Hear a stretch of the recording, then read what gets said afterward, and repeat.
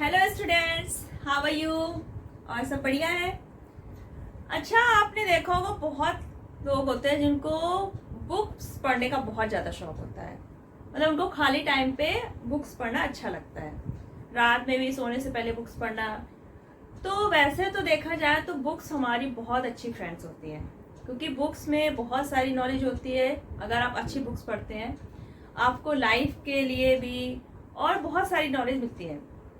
तो आप अगर खाली टाइम पे फ़ोन पे अगर टाइम वेस्ट कर रहे हैं तो उससे अच्छा आप अच्छी बुक्स पढ़ें। इससे क्या होगा, आपकी नॉलेज भी बढ़ेगी और आपको अंदर से भी अच्छा फील होगा जब आप कुछ नई चीज़ जानते हैं और आपका टाइम भी वेस्ट नहीं हो रहा। ऐसे ही बुक्स लवर में एक नाम आता है डॉक्टर भीमराव अंबेडकर जी। मतलब उनको इतना ज़्यादा शौक था बुक्स का कि उन्होंने एक अपनी पर्सनल लाइब्रेरी ही बना ली थी और उसमें लगभग माना जाता है कि 50,000 बुक्स थी जो उनकी पर्सनल लाइब्रेरी थी। तो सोचिए उनको पढ़ने का कितना ज़्यादा शौक था। तभी तो वो अपनी कास्ट सिस्टम का इतना आगे ले गए और उसको, जो उस समय उनका छुआछूत का बहुत ज़्यादा सिस्टम चल रहा था, उसको उन्होंने हटाया और अपना एक नाम बनाया। तो आप भी बुक्स पढ़िए, अच्छी हैबिट है। तो चलिए, हमारा टॉपिक था केमिस्ट्री का, चल रहा था 10th क्लास का, केमिकल रिएक्शन एंड इक्वेशन। उसमें हम लोग पढ़ रहे थे केमिकल रिएक्शंस के बारे में। तो आज हमें पढ़ना है जो केमिकल रिएक्शन है वो है डबल डिस्प्लेसमेंट रिएक्शन। कौन सी रिएक्शन पढ़ेंगे हम लोग?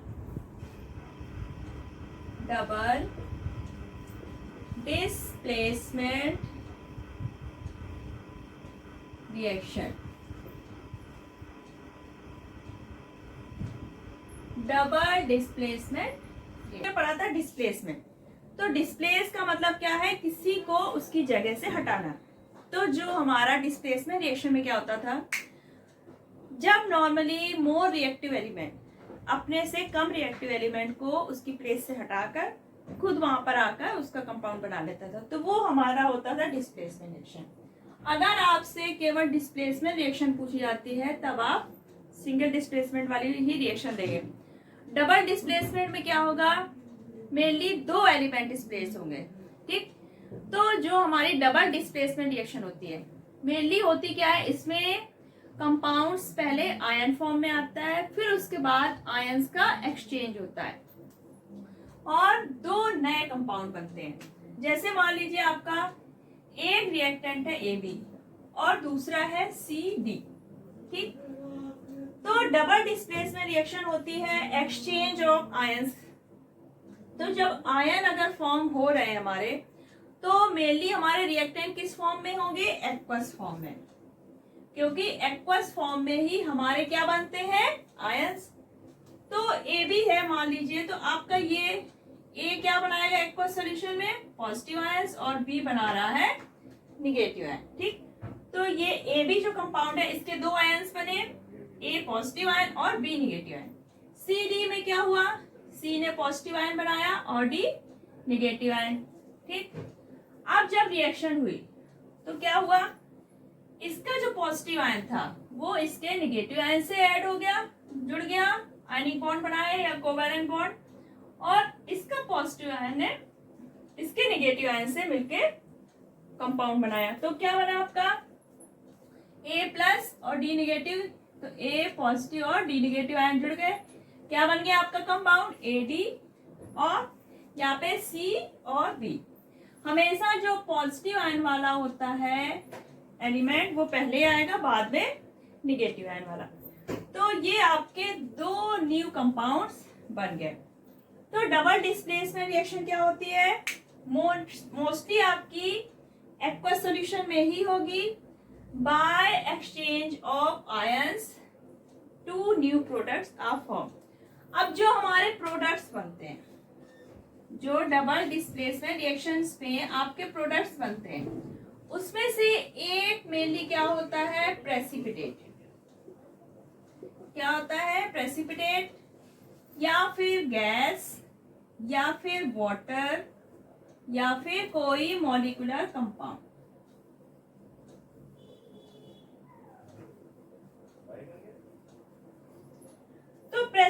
जब बनता है तो इसमें क्या होता है, ये जो दो प्रोडक्ट बने तो इसमें से एक क्या होगा, इनसॉल्यूबल फॉर्म में होगा, जो कि एक्वस सॉल्यूशन में सॉल्यूबल नहीं होगा, और ये सॉलिड फॉर्म में प्रेसिपिटेट हो जाता है। क्या बना देता है ये, पीपीटी। जो सॉलिड फॉर्म है, एक्वस सॉल्यूशन में सॉल्यूबल नहीं है, वो पीपीटी बना देगा, यानी कि प्रेसिपिटेट हो जाता है। तो डबल डिस्प्ले प्रेसिपिटेट बनेगा, गैस, वाटर या फिर मॉलिक्यूलर कंपाउंड। मेनली हमारे प्रेसिपिटेट्स ज्यादा बनते हैं। जैसे आपकी एक रिएक्शन है,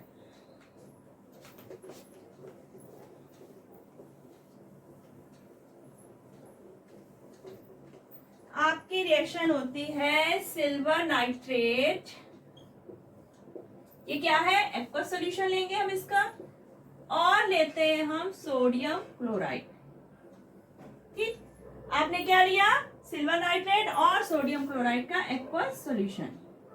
अब जब हमारी रिएक्शन होती है तो क्या हुआ, अब ये आयंस में ब्रेक होगा, सिल्वर का पॉजिटिव आयन बनेगा, नाइट्रेट का निगेटिव आयन, यहाँ पर सोडियम का पॉजिटिव आयन और क्लोराइड आयन बना। अब ये सिल्वर का जो पॉजिटिव आयन है ये किससे जुड़ गया, आपका क्लोराइड, जो क्लोरीन का निगेटिव आयन है, और ये सोडियम का पॉजिटिव आयन किससे जुड़ गया, नाइट्रेट से। तो आपके प्रोडक्ट में क्या बनेंगे, silver chloride plus sodium nitrate. ठीक, ये हमारा क्या बनता है, सॉलिड फॉर्म में, और ये बनाता है पीपीटी। तो ये हमारा एग्जाम्पल किसका हो गया, डबल डिस्प्लेसमेंट। आपके कुछ डबल डिस्प्लेसमेंट रिएक्शन के एग्जाम्पल्स हैं, जैसे आपका है बेरियम क्लोराइड और सोडियम सल्फेट।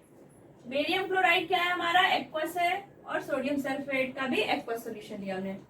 अब यहाँ पे क्या होगा, बेरियम का पॉजिटिव आयन बनेगा और क्लोराइड का निगेटिव आयन, Ba पॉजिटिव और क्लोराइड का निगेटिव आयन। यहाँ पे सोडियम का प्लस आयन और सल्फेट का निगेटिव आयन।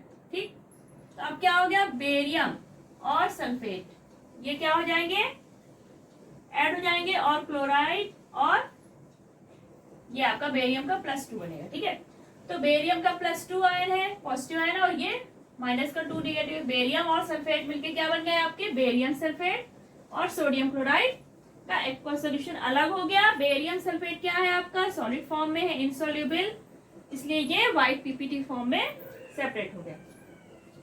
जैसे है आपका बेरियम क्लोराइड, ये क्या है, एक्वस है, ये भी कॉपर सल्फेट। यहाँ पे क्या बना, बेरियम का +2 पॉजिटिव आयन और क्लोराइड के निगेटिव आयन, यहाँ पे क्लोराइड के 2 निगेटिव आयन बने।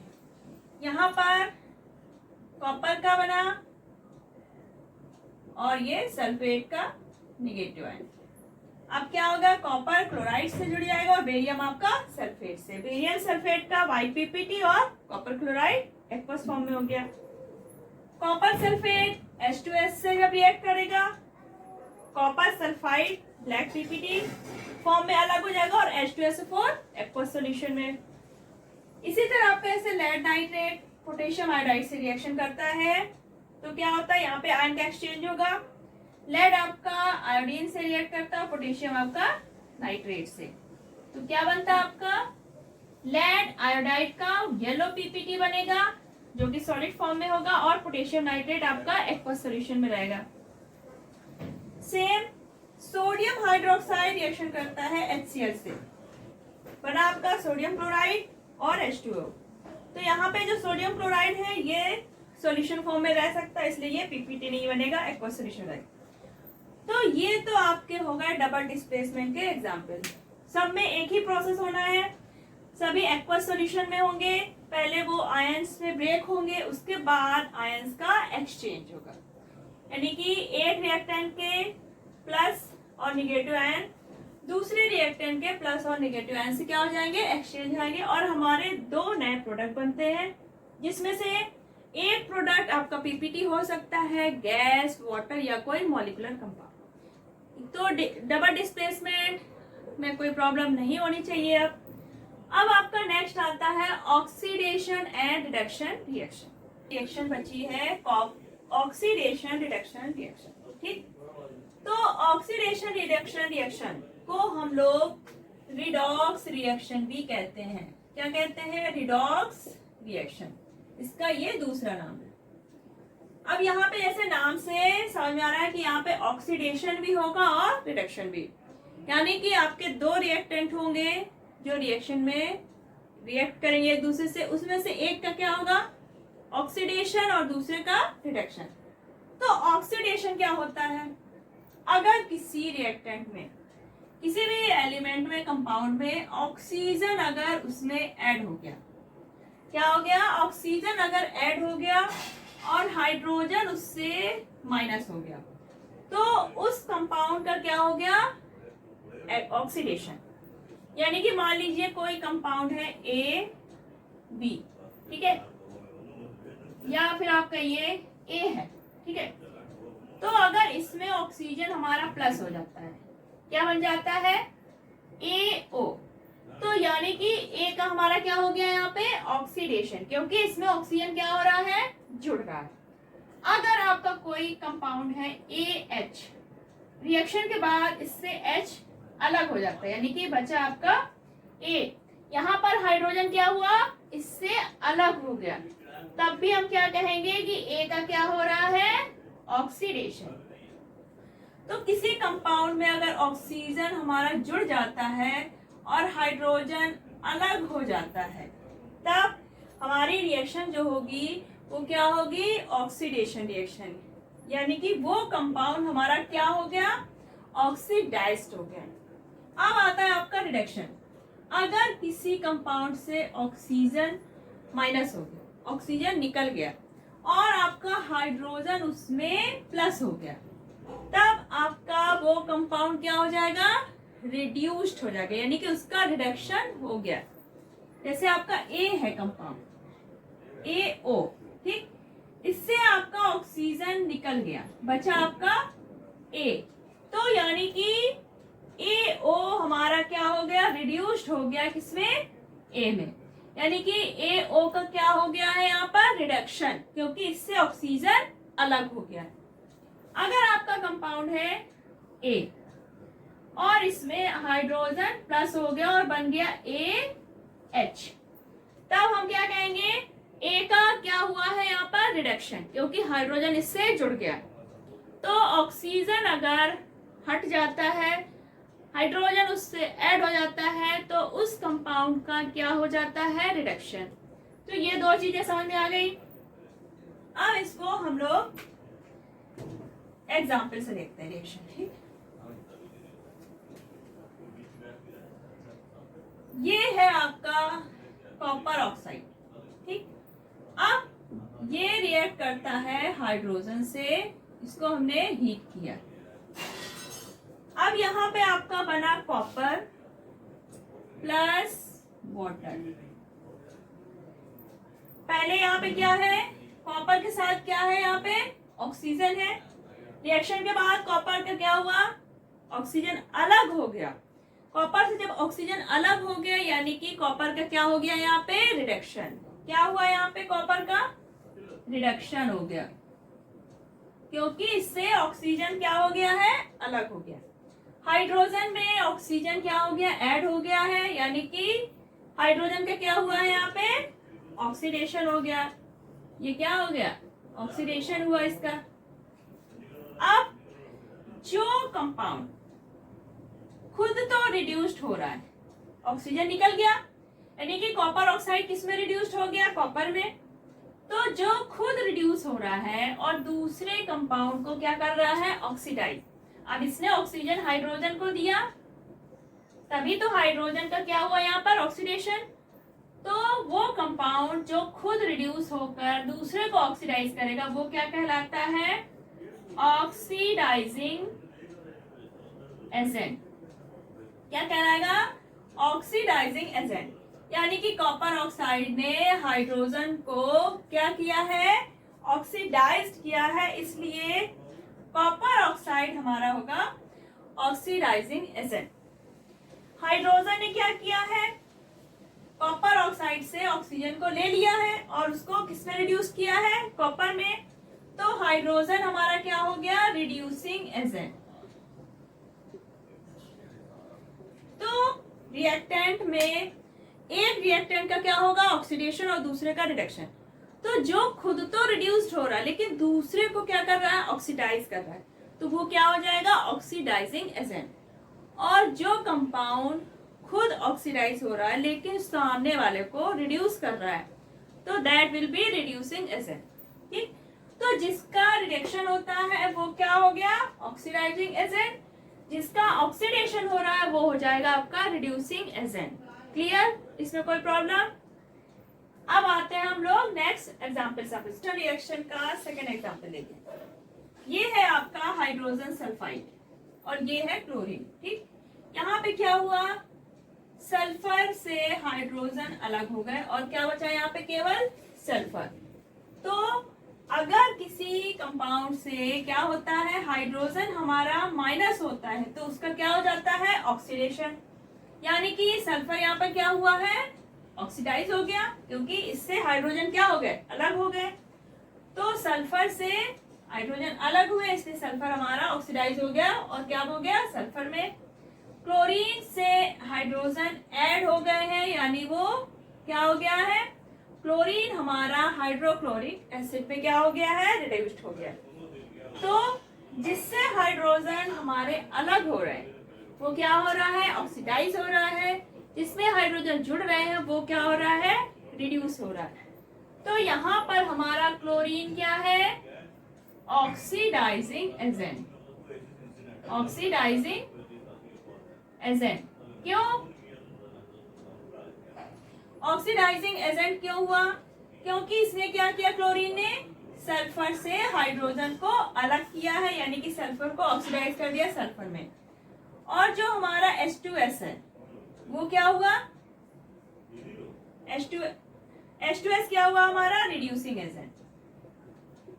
रिड्यूसिंग एजेंट क्योंकि इसने क्लोरीन को रिड्यूस कर दिया है HCl में। ठीक, इसी तरह आपका जिंक ऑक्साइड कार्बन से रिएक्शन करता है, जिंक में ऑक्सीडाइज होता है और कार्बन, जिंक हमारा क्या हो गया, यहाँ पे रिड्यूस हुआ। क्यों, क्योंकि इससे ऑक्सीजन क्या हुआ, अलग हो गया और बना जिंक। कार्बन से ऑक्सीजन जुड़ गया, यानी कि कार्बन मोनोऑक्साइड बन गया और क्या बन गया, ये क्या हो गया है, ऑक्सीडाइज हो गया। तो यहाँ पर कार्बन हमारा क्या होगा, रिड्यूसिंग एजेंट। क्यों, क्योंकि इसने जिंक को क्या किया है, रिड्यूस किया है, क्योंकि इसका ऑक्सीजन ले लिया है। और जिंक ऑक्साइड इसने ऑक्सीजन दिया है कार्बन को, यानी कि कार्बन को ऑक्सीडाइज किया है, इसलिए जिंक ऑक्साइड हमारा क्या हो गया, ऑक्सीडाइजिंग एजेंट। तो ये रिडक्शन का एक और एग्जांपल देखिए, जैसे आपका है मैग्नीज डाइऑक्साइड। ठीक, HCl से रिएक्ट किया, क्या बनाया इसने, मैग्नीज क्लोराइड और क्लोरीन और वाटर। तो ये तो आपका सिंपल है, ऑक्सीजन इससे अलग हो रहा है, रिडक्शन हो गया। ठीक है, हाइड्रोजन पे ऑक्सीजन ऐड हुआ तो यहाँ पे क्या हो गया, उसका ऑक्सीडेशन। अब एक ये है कॉन्सेप्ट कि अगर addition of non metal element और रिमूवल ऑफ मेटालिक एलिमेंट, तब उस प्रोसेस को क्या कहेंगे हम लोग, oxidation. Addition of metallic element और removal of non metallic element is called reduction. जैसे आपका ये है कॉपर और ये ऑक्सीजन, हीट किया, यहाँ पे क्या है, कॉपर आपका क्या है, एक मेटल है, क्या है, एक मेटल। ऑक्सीजन क्या है, एक नॉन मेटल। अब जब यहाँ पे कॉपर क्या बना, कॉपर ऑक्साइड में चेंज हुआ, यानी कि कॉपर से क्या ऐड हुआ, यहाँ पे कॉपर में क्या ऐड हो गया है, ऑक्सीजन। और ऑक्सीजन हमारा क्या है, एक नॉन मेटल। तो कॉपर क्या हो गया हमारा, यहाँ पे ऑक्सीडाइज्ड हो गया। क्यों, क्योंकि कॉपर एक नॉन मेटल के साथ जुड़ गया। तो अगर कोई एलिमेंट नॉन मेटल से जुड़ जाता है तो उसका क्या हो जाता है, ऑक्सीडेशन। ऑक्सीजन हमारा किससे ऐड हो रहा है, एक मेटल से। कॉपर क्या है, एक मेटल। तो अगर मेटल से ऐड हो रहा है, यानी कि एडिशन ऑफ मेटालिक एलिमेंट, तो ऑक्सीजन से क्या जुड़ा, कॉपर। कॉपर क्या है आपका, एक मेटालिक एलिमेंट। तो यहाँ पे ऑक्सीजन का क्या हुआ, रिडक्शन। क्यों, कॉपर हमारा नॉन मेटल है, ऑक्सीजन किससे जुड़ गया, एक मेटल से। तो जब मेटल से जुड़ते हैं तो वहां पे क्या होता है, रिडक्शन, और जब नॉन मेटल से जुड़ते हैं तब ऑक्सीडेशन। तो यहाँ पे ऑक्सीजन क्या हुआ, ऑक्सीडाइजिंग एजेंट, क्योंकि उसने कॉपर को क्या कर दिया, ऑक्सीडाइज कर दिया। कॉपर यहाँ पर हुआ रिड्यूसिंग एजेंट, क्योंकि उसने ऑक्सीजन को क्या किया, रिड्यूस। तो ये थी हमारी ऑक्सीडेशन रिडक्शन रिएक्शन। अब हमारी जो डेली लाइफ है उसमें ऑक्सीडेशन रिडक्शन रिएक्शन के क्या यूज है, तो बहुत सारे यूज है। पहला तो जो मेटल्स का कोरोजन होता है, जैसे आपने देखा होगा आयरन का रस्टिंग प्रोसेस होता है, तो ये किसके कारण होता है, ऑक्सीडेशन के कारण।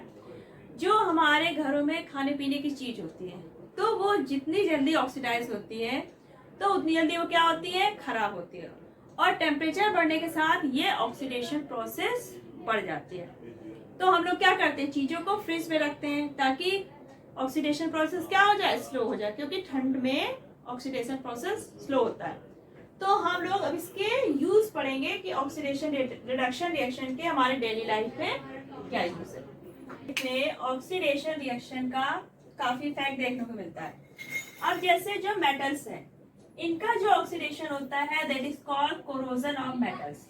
अब ये होता कैसे है, जो हमारा ये कोरोजन होता है वो होता कैसे है, एरियल ऑक्सीडेशन बोलते हैं। क्यों, क्योंकि ये मेनली जो हमारी एयर में जो ऑक्सीजन प्रेजेंट होती है उससे ये ऑक्सीडेशन प्रोसेस होती है। तो ये मेनली कब होती है, जब हमारा जैसे आयरन है या और भी मेटल्स हैं, तो आयरन में आप देखिए जब वो काफी दिनों तक ऐसे ही खुला पड़ा रहता है तो उसमें क्या होता है, रेड ब्राउन कलर का ऐसे हल्का फुल्का रस्ट टाइप का इकट्ठा हो जाता है। तो वो होता क्यों है, अब एयर में क्या है, हमारी ऑक्सीजन प्रेजेंट है, तो जब थोड़ी मॉइस्चर होती है एयर में, क्योंकि इसमें मॉइस्चर जरूर चाहिए, तो ऑक्सीडेशन हुआ तो हमारा आयरन किस में चेंज होता है, हाइड्रेटेड आयरन ऑक्साइड में, जो कि हमारा रस्ट है। यहाँ पे आयरन है, ऑक्सीजन हुई जो एयर से आई, मॉइस्चर हो गया, तो हमारा क्या बन जाता है, हाइड्रेटेड आयरन ऑक्साइड। यहाँ पर वाटर के मॉलिक्यूल में एक्स लगा है, क्यों, क्योंकि ये जो नंबर है वाटर्स के मॉलिक्यूल्स का ये वेरी करता है, ये फिक्स नंबर नहीं होगा, नंबर कुछ भी हो सकते हैं, इसलिए यहाँ पे हमने क्या लगाया, XH2। तो इसके कारण क्या होता है, रस्ट प्रोसेस के कारण हमारी जो मेटल्स है वो स्लोली क्या हो जाती है, ईटन अप हो जाती है, और वो पूरी तरह से कुछ टाइम बाद वो खराब हो जाती है। तो इसके कारण क्या होते हैं, हमारी बिल्डिंग्स है, ब्रिज है, ये क्या हो जाते हैं, वीक हो जाते हैं इसी रस्टिंग प्रोसेस के कारण। तो हमें इसमें काफी पैसा इन्वेस्ट करना पड़ता है इस रस्टिंग प्रोसेस को रोकने के लिए। तो अगर हमें ये मेटल्स आयरन को क्या करना है, अगर प्रोटेक्ट करना है तो हम लोग क्या करते हैं, उसको इस तरह कवर करते हैं ताकि उसका ऑक्सीडेशन ना हो पाए। आप जैसे सिल्वर की चीजें देखें, अगर वो खुली रखी रहती है तो वो कैसे हो जाती है, ब्लैक कलर की हो जाती है। क्यों, क्योंकि उनका क्या हो जाता है, ऑक्सीडेशन। तो हम लोग जो सिल्वर के ज्वेलरी वगैरह होती है उसको क्या होता है, पॉलीथीन में पैक करके रखते हैं ताकि ऑक्सीडेशन ना हो पाए। अब आपका आता है रेंसिडिटी ऑफ फूड, जो हमारे फूड का ऑक्सीडेशन होता है तो उसको हम क्या टर्म देते हैं, रेंसिडिटी ऑफ फूड। अगर हमारे फूड का ऑक्सीडेशन हुआ तो वो क्या होता है, चीजें हमारी डिस्ट्रॉय होने लगती है। जैसे आपने देखा होगा ऑयल या घी वगैरह अगर खुला रखी होती है तो क्या होता है, उनमें एक अजीब सी स्मेल आने लगती है और वो खराब हो जाती है। तो ऐसा क्यों होता है, क्योंकि उनका ऑक्सीडेशन हो जाता है। तो ऑक्सीडेशन प्रोसेस से हमारी चीजें क्या होती है, जल्दी खराब होती है, होता है। तो हम लोग रेंसिडिटी को हिंदी में बोलते हैं रेंसिडिटी, इसको हिंदी में बोलते हैं विकृति गंधिता। देखिए विकृति उसकी कैसी हो गई, गंधित, यानी कि गंध आने लगी। मेनली देखो जो हमारे प्रोडक्ट घी और तेल वगैरह से बनते हुए, जो फैटी चीज से मिलते हैं, जैसे फ्राइड चीजें बनाते हैं, तो मेनली ऑक्सीडेशन किसका होता है, ये फैट्स का होता है।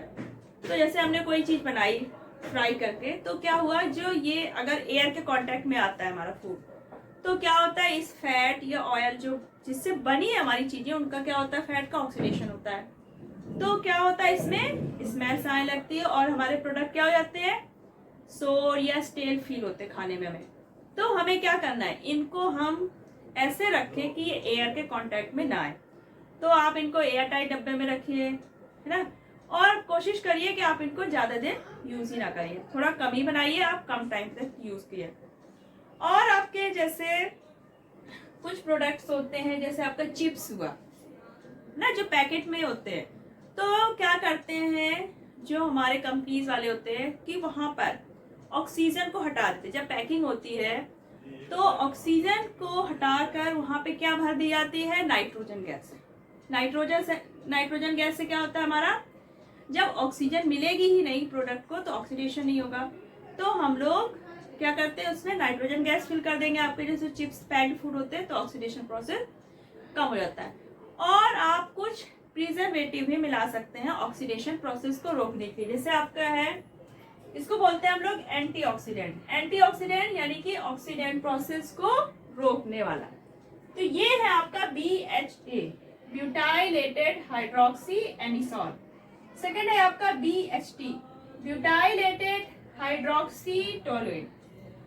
तो आपको रेंसिडिटी ऑफ फूड को प्रिवेंशन के लिए क्या कर सकते हैं, पहला तो आप एंटीऑक्सीडेंट यूज करिए। सेकेंड, पैकिंग के टाइम ऑक्सीजन गैस हटाकर नाइट्रोजन गैस आप फिल कर सकते हैं। थर्ड है नाइट्रोजन, वो आपका जो ऑक्सीडेशन होगा वो टेम्परेचर बढ़ने पे ज्यादा होता है, इसलिए आपको क्या करना है, अपने फूड को फ्रिज में स्टोर करके रखना है। इससे क्या होगा, टेम्परेचर लो होता है फ्रिज का तो हमारा ऑक्सीडेशन प्रोसेस स्लो हो जाता है और चीजें हमारी लॉन्ग टाइम तक टेस्टी रहती है, बासी नहीं होगी। और आपको करना क्या है, रेंसिडिटी आपका लाइट में भी होता है तो आपको लाइट से चीजों को दूर करके रखना। तो ये आपका था ऑक्सीडेशन का जो हमारी डेली लाइफ में इफेक्ट है। तो आपका ये केमिकल रिएक्शन और इक्वेशन चैप्टर कंप्लीट हो चुका है। इसमें आपको किसी भी तरह की कोई भी प्रॉब्लम है तो आप कमेंट सेक्शन पर लिखिए, क्योंकि चैप्टर में मेनली थियोरिटिकल पार्ट था, रिएक्शन था, कॉन्सेप्ट थे। मेनली आपको इसमें एग्जाम्पल्स समझने हैं, एग्जाम्पल्स लर्न भी करना है, और आपको जो इक्वेशन जो बैलेंस करने वाला था वो तो मेन इतना ही है इस चैप्टर में। ठीक है, अब हम लोग जो नेक्स्ट पढ़ने वाले हैं वो हाई स्कूल का आपका बायो का, क्योंकि अभी तक बायो के एक भी चैप्टर नहीं कंप्लीट हुए तो अब मैं बायो का चैप्टर स्टार्ट करूंगी। तो अभी भी आपने अगर चैनल सब्सक्राइब नहीं किया है तो सब्सक्राइब कर लीजिए, अभी बेल आइकन को प्रेस करिए, और अगर पसंद आए तो वीडियो को लाइक और शेयर जरूर करिएगा। तब तक अपना ख्याल रखिएगा, बाय बाय।